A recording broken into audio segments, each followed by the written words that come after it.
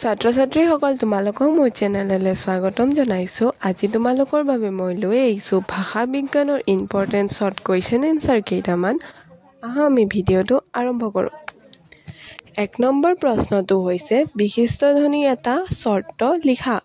উত্তৰটি হ'ল বিশিষ্ট ধ্বনি এটা চৰ্ত হৈছে সদৃশ বা অভিন্ন পৰিৱেশত যিবোৰ ধ্বনি ব্যৱহাৰ কৰা হ'ব তাৰ মাজত উচ্চাৰণৰ পাৰ্থক্য থাকিব লাগিব।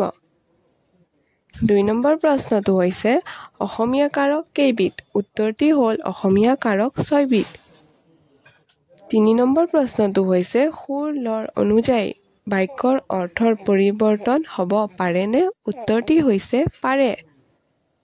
৪ নম্বৰ প্ৰশ্নটো হৈছে বিশিষ্ট ধ্বনি কাক বোলে? উত্তৰটি হ'ল কোনো এটা শব্দৰ ধ্বনি পৰিৱেশ বা সদৃশ একে ৰাখি এটা স্বৰধ্বনি ঠাইত আন এটা স্বৰধ্বনি ব্যৱহাৰ কৰিলে যদি উচ্চাৰণ অথবা অৰ্থৰ পৰিৱৰ্তনে দেখা দিয়ে তেন্তে সেই স্বৰধ্বনিক বিশিষ্ট স্বৰধ্বনি বোলে।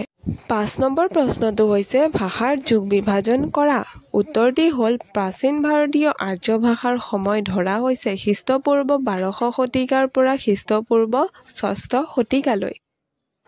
মধ্য ভাৰতীয় আৰ্য ভাষাৰ সময়সীমা খ্ৰীষ্টপূৰ্ব ৬ষ্ঠ শতিকাৰ পৰা খ্ৰীষ্টীয় ১০ম শতিকাৰ পৰ্যন্ত। নব্য ভাৰতীয় আৰ্য ভাষাৰ সময় হ'ল খ্ৰীষ্টীয় ১০ম শতিকাৰ পৰা বৰ্তমান সময়লৈকে। ৬ নম্বৰ প্ৰশ্নটো হৈছে নব্য ভাৰতীয় আৰ্য ভাষাৰ সময়ৰ এটা মহত্বপূৰ্ণ বিশেষত্ব কি? উত্তৰটি হ'ল নব্য ভাৰতীয় আৰ্য ভাষাৰ সময়ৰ এটা মহত্বপূৰ্ণ বিশেষত্ব হৈছে আৰবী, পাৰ্চী, ইংৰাজী আদি অনেক ভাষাৰ শব্দৰ ভাৰতীয় ভাষাবোৰত প্ৰৱেশ। ৭ নম্বৰ প্ৰশ্নটো হৈছে ব্যাকৰণ কাক বোলে? উত্তৰটি হ'ল জগতৰ বিভিন্ন ঠাইত ভিন ভিন ভাষাৰ প্ৰচলন আছে কিন্তু প্ৰত্যেক ভাষাৰে একোটা নিজৰ শৃংখলা আছে।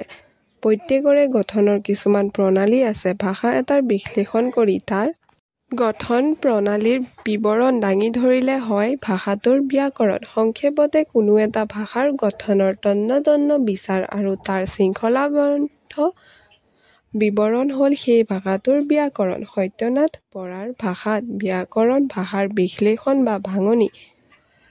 ই ভাষা এটা খণ্ড খণ্ড কৰি তাৰ গঠন প্ৰণালীটোক ভাঙি চিঙি ভিন ভিন কৰি দেখুৱাই দিয়ে আৰু সেই ভিন ভিন খণ্ডবিলাকৰ ভিন ভিন নাম দিয়ে।